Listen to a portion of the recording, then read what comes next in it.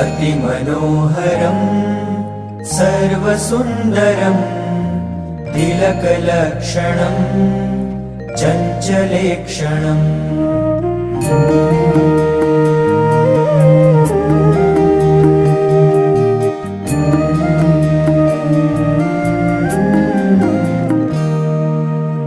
अतिमनोहरं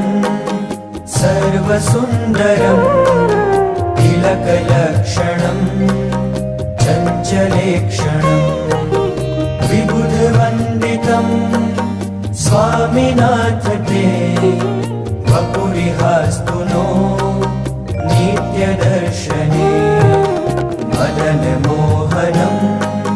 प्रेमदोहनं नयनगोचरं भक्तसञ्चरं